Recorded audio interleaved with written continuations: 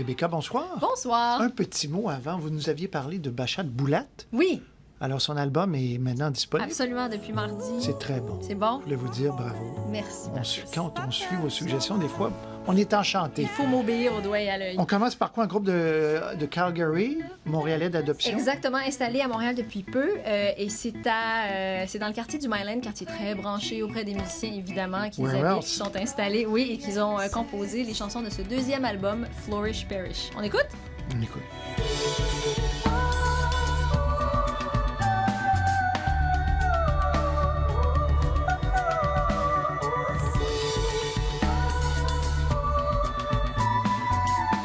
Moi qui suis très sensible aux belles voix, j'ai adoré celle-ci qui est vraiment une voix ensorcelante, un peu comme celle d'une sirène. Elle s'appelle Raphael Stendhal Preston. Il y a un petit peu de Björk, je trouve, là-dedans. Mais Encore? oui, mais en moins intense. Vraiment en moins intense. Oui, c'est très doux. C'est très doux. Et avec cet album-là, Braids effectue un virage. On était dans la pop expérimentale, mais en tournée, ils ont écouté beaucoup de musique électronique allemande underground. Et donc, la musique allemande, non plutôt électronique, c'est vraiment imposé cette fois-ci. Alors, on parle de pulsations électroniques, d'atmosphère un peu élégiaque. Il y a des gens qui vont peut-être reconnaître Cocteau Twins ou l'influence de Cocteau Twins. Et c'est toujours, encore une fois, porté par une superbe voix cristalline. On écoute. On écoute.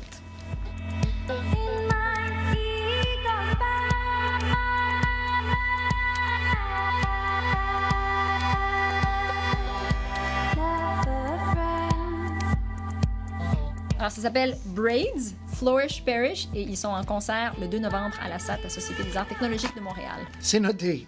Vous nous parlez de Laurence Elie, là on passe au country. Oui, une fille qui a déjà remporté d'ailleurs le Félix du meilleur album country, c'était en 2011. C'est une ancienne choriste de Catherine Durand. Elle l'a accompagnée sur disque, en tournée également. Premier album assez chouette, mais le deuxième vraiment plus assumé et un peu moins country. On est plus dans le folk. Des fois, on est carrément chez Marie-Pierre Arthur. En plus, même si c'est quand même une fille qui s'était fait connaître, notamment avec sa reprise de Quand on est en amour de Patrick Normand. Et elle aussi, elle a une belle voix, limpide, délicate, soyeuse, une voix de velours côtelé, tiens. On l'écoute. Difficile d'oublier.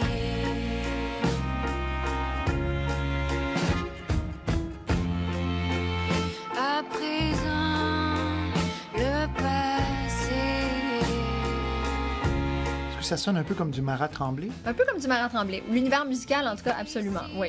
Bonne oreille, Patrice. Bonne oreille. Donc, Laurence Elie, à présent Laurence le passé. Elie. Non, mais c'est bon. Et je veux vous dire que jeudi prochain, le 10 octobre, il y a Coral Egan, la très talentueuse fille de Karen Young, qui fait sa rentrée montréalaise à la Tulipe. Elle va présenter des chansons de son dernier disque, The Year He Drove Me Crazy. Le 10, c'est le lendemain de notre débat, le 9. Il y a un débat des candidats à la mairie. Je vous invite d'ailleurs. Super, j'y Ça va serai. vous sortir de la musique. Absolument. Merci, à la semaine prochaine. Merci.